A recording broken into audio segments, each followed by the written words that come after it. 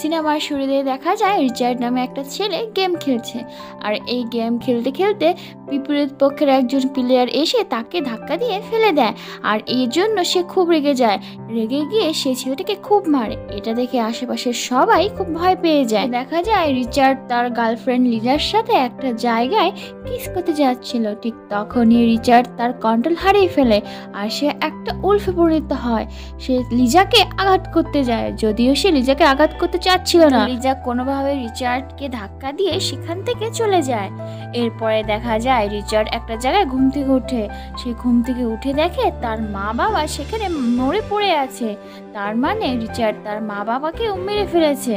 এইদিকে লিজা পুলিশকে নিয়ে আসে রিচার্ডকে ধরিয়ে দেওয়ার জন্য, কিন্তু পুলিশকে আসতে দেখে রিচার্ড তার পুরোপুরি উল্ফের চেহারা নিয়ে সেখান থেকে পালিয়ে যায়।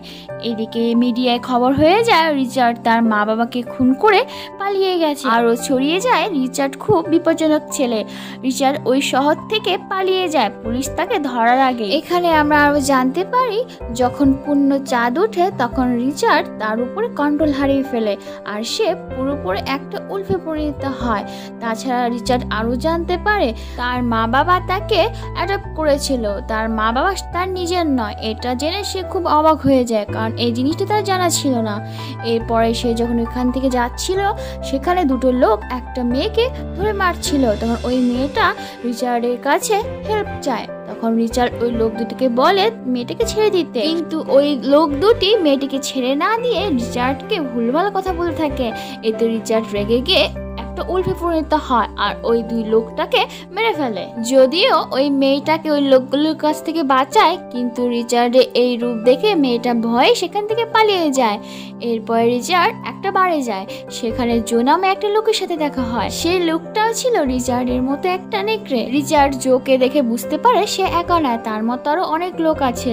এদিকে রিচার্ড যেহেতু কন্ট্রোল করতে পারত না, তাই সে জোর কাছে জানতে চায় কিভাবে এই উল্ফ হাওয়া থেকে কন্ট্রোল করা যায়। তখন সে জো বলে তোমার মা বাবাকে তোমাকে শেখায়নি কিছু? তখন রিচার্ড বলে আমি অ্যাডপ্টেড, আমি আমার মা বাবাকে কখনোই দেখিনি। জো তাকে এই সম্পর্কে কিছুই বলে না, কিন্তু এরকম আরো মানুষ আছে। তার একটা ঠিকানা দিয়ে সে সেখান থেকে চলে যায়।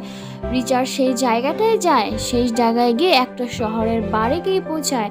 সেখানকার লোক রিচার্ডকে অদ্ভুতভাবে দেখতে থাকে। রিচার্ড সেখানে গিয়ে বাড়ির মালিক অ্যাঞ্জেলিনার সাথে কথা বলতে থাকে। অ্যাঞ্জেলিনার সাথে কথা বলতে বলতে সে অ্যাট্রাক্ট হয়ে পড়ে।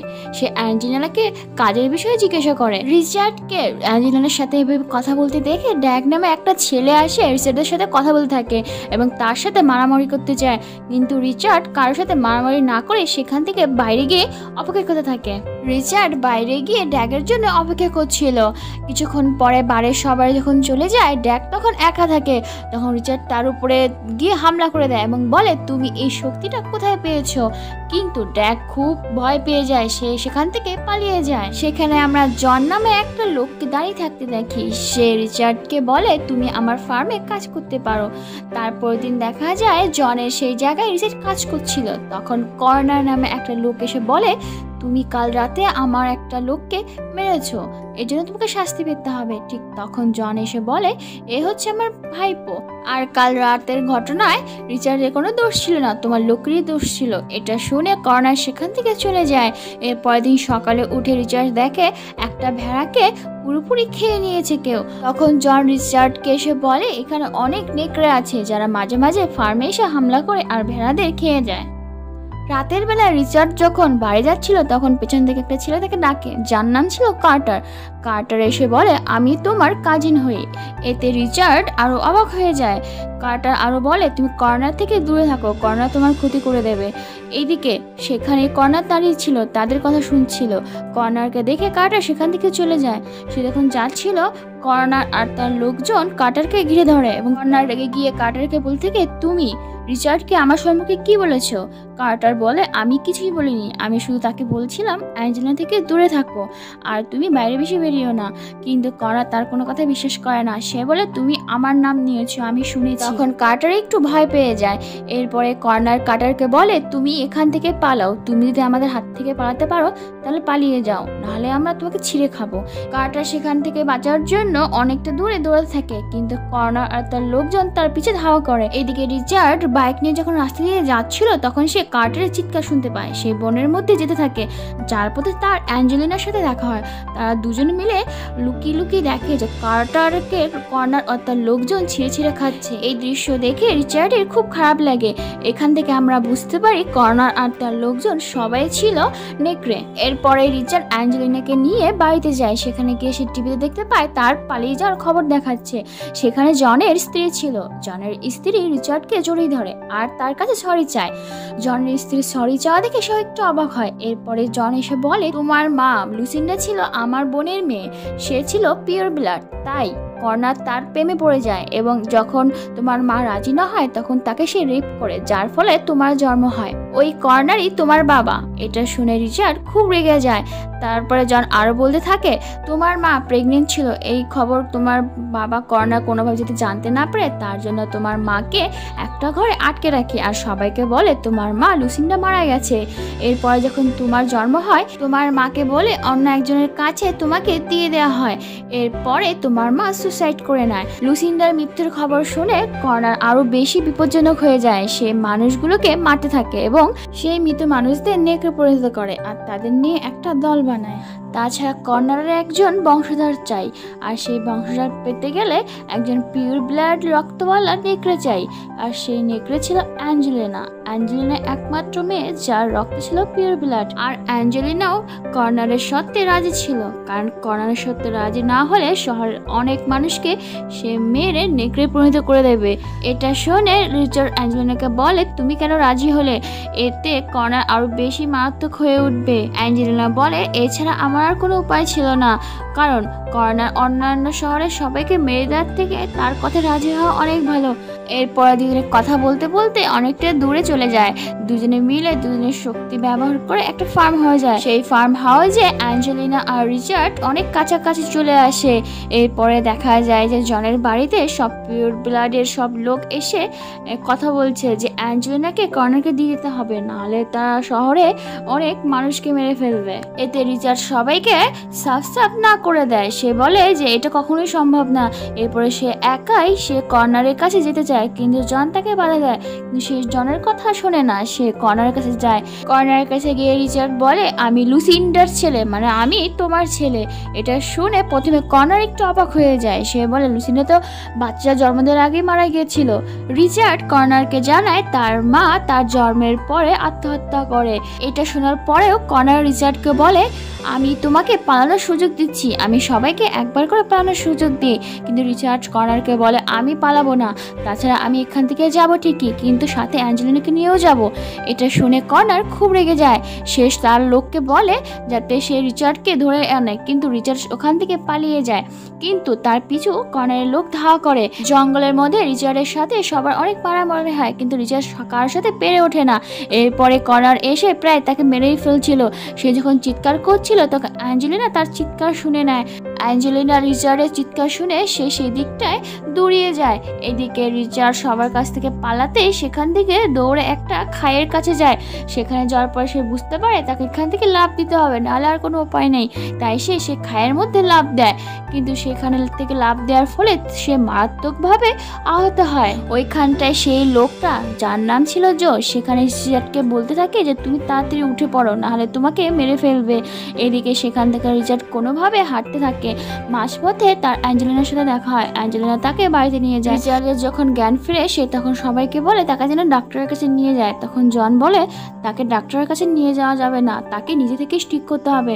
কিন্তু রিচার্ড কোনোভাবেই ঠিক হতে পারছিল না। তখন জন অ্যাঞ্জেলিনাকে ইশারা করে। তখন অ্যাঞ্জেলিনা রিচার্ডকে কিস করে, যার ফলে ভাঙা হাড়গুলো জোড়া লেগে যায় আর রিচার্ড অনেকটাই ঠিক হয়ে যায়। এরপর অ্যাঞ্জেলিনা রিচার্ডকে নিয়ে বাইরে হাঁটতে নিয়ে যায়, কিন্তু সেখানটায় যে হাঁটতে পারে না। অ্যাঞ্জেলিনা বলে তোমাকে হাঁটতেই হবে।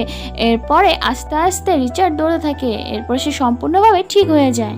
এরপরে অ্যাঞ্জেলিনা আর রিচার্ড যখন জনের কাছে যায় সেখানে গিয়ে তারা অনেকগুলো বম আর অনেকগুলো দেখতে পায়। তারা তিনজন বুদ্ধি করে এই মাইন আর বম দিয়ে কর্নার ও তার লোকজনকে মারতে হবে। এরপরে দেখা যায় রিচার্ড সেই বমগুলো মাটিতে গাঁটে থাকে। ঠিক তখনই অ্যাঞ্জেলিনার চিৎকার শোনা যায়। সে দৌড়ে বাড়িতে গিয়ে দেখে জন, অ্যাঞ্জেলিনা আর জনের ওয়াইফকে কর্নার আর তার লোকজন ধরে নিয়ে গেছে আর সেখানে তাকেও ডেকেছে। রিচার্ড কর্নারের ওখানটায় গিয়ে পুরোপুরি নেকড়ে পরিণত হয়ে যায়। সেখানে সে কর্নারের লোকদের এক এক করে মারতে থাকে। এদিকে সে অ্যাঞ্জেলিনাকেও ছাড়িয়ে নেয়।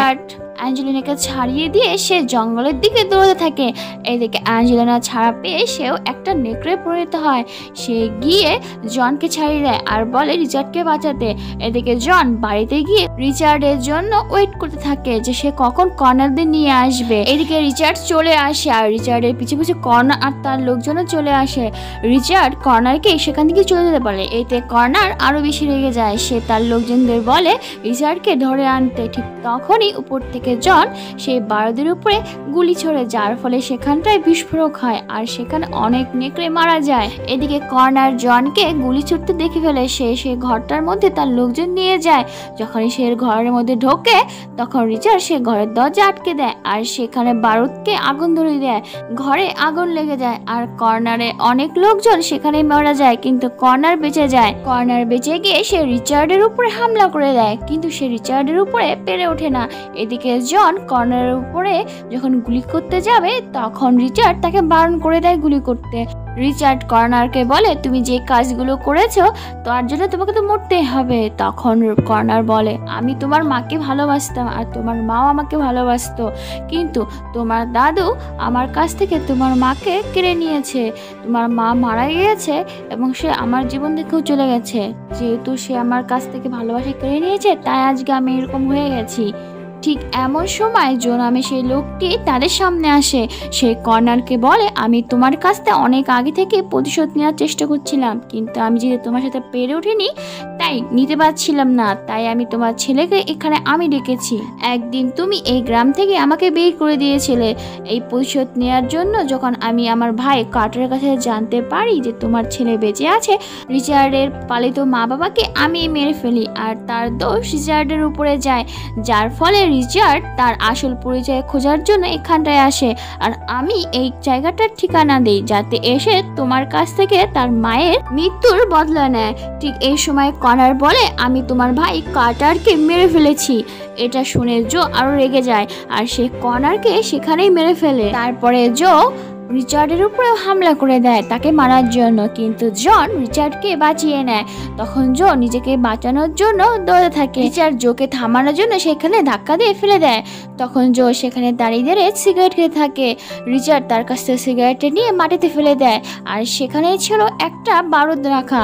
এদিকে রিচার্ড যখন দেখে সিগারেটটা সে বারুদের উপর পড়েছে তখন সে জোর কাছ থেকে অনেকটা দূরে সরিয়ে নেয় আর ঠিক যখন সে দূরে সরে যায় তখনই সেখানে একটা বারুদ বিস্ফোরণ ঘটে আর সেখানে জো সাথে সাথেই মারা যায়। এরপরে দেখা যায় রিচার্ড আর অ্যাঞ্জেলিনা শহরে যাচ্ছে আর সিনেমাটা এখানেই শেষ হয়ে যায়।